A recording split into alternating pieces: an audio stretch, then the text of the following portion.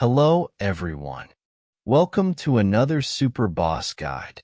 This time, we will be looking at the Fafnir. As usual, let's start with the stat requirements. These are the stats required for survival. I recommend having higher defense and HP. And these are the stats required for the DPS. I recommend having SP weapon as it gives high damage factor. Let's take a look at what this boss can do. First of all, it's important to understand that this boss has 3 phases. Phase changes every time a tail is spawned. Pattern and damage of the skills changes in every phase. There are only 2 single target skills, from which only Pain Breath can be fatal. Meanwhile, there are 4 AoE skills. All of these do good amount of damage. There are also 4 special effect skills, out of which Twister and Galestorm are the important ones. Also note that some skills might not be used in a phase or pattern. Now that we know what the boss has, let's see how he uses it. The start of the battle is Phase 1. This phase has 1 pattern, but 2 variations. The battle starts with the Dark Breath, that laser beam from his mouth. It is a single target skill. Next, it uses Nox, which is a physical AoE skill, and it should be debuffed. After Nox, it can take 2 paths, Energize or Fortitude. If he uses Energize, next will be Soul Maxim. If he uses Fortitude, next will be Pain Breath, just like in my case. Boss should be debuffed when Energize. I will show its animation in next phase. After the Soul Maxim or Pain Breath, it uses Galestorm, which causes poison on the whole party. This poison must be removed. This pattern keeps repeating till the tail spawn. Boss stops moving when the tail spawn, and it get very high damage reduction. The tail must be killed as fast as possible. Otherwise, damage of boss skills will become higher in next phases. After the tail is killed, Phase 2 starts. The pattern in this phase is a bit random. Here's a chart to understand how things can go. There are 5 points in this phase, and boss can go in 2 directions on each point. It can start either at Dark Breath or Energize. Let's assume that it started at Dark Breath. Nox will always come next, and then it will either do Twister or Galestorm. Let's assume Galestorm.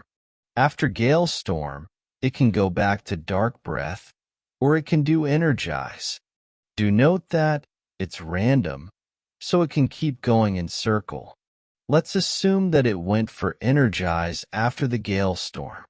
Then, after the Soul Maxim, it can either go for Twister or return to the Dark Breath. Let's assume it went for Twister here.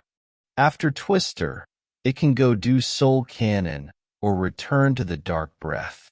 And same after the Soul Cannon, it can do Energize or Dark Breath. That might have been confusing, so here's a more simple version of the chart. Just remember that pattern can return to Dark Breath at any point. Let's see a demo of the pattern. It started with the Dark Breath in this case. And we know that next will definitely be Nox, which should be debuffed. It can do either Galestorm or Twister after this. Let's see which one it picks. It picked Galestorm. Maintenance skill should be used here to remove the poison from the party. It picked Energize after the Galestorm. Next will definitely be Soul Maxim, which is the same fire AoE from Phase 1, and it should be debuffed. After the Soul Maxim, It can either pick Twister or return to the Dark Breath. It picked Twister in this case. This reduces the party's HP to 1%. Note that there is a delay in effect, so healing should be done after the animation is finished, and DPS should not move if they have reverse damage. Anyway, the boss returned to the Dark Breath. Let's see Phase 3 next, which starts after the second tail is killed. This phase has two different patterns, both of which end in the same way. I will only show one of the pattern, because at this point, you guys are familiar with all of the skills except the meteor. This pattern starts with the Fortitude. Note that, in this phase, Fortitude is more stronger and Pain Breath can kill the tank if DPS hit the boss too many times during the Fortitude. After the Fortitude is the Pain Breath, which can kill the tank like in this case. Meteor comes after the Pain Breath. This is a fire AoE, and it must be debuffed. This skill also caused damage up debuff on the party. Nox comes after the Meteor, and it should be debuffed. The last one is the Soul Cannon, which does true damage, which means this can only be reduced by the damage reduction debuff, like the Discourage from Saint Job. Another thing to note is that it can be debuffed before the flame appears in the mouth. And this is the second pattern. Meteor comes after the Twister in this case. You guys are already familiar with the skills. It will not be hard to miss it. If you found this useful, then like, subscribe, and share with your friends.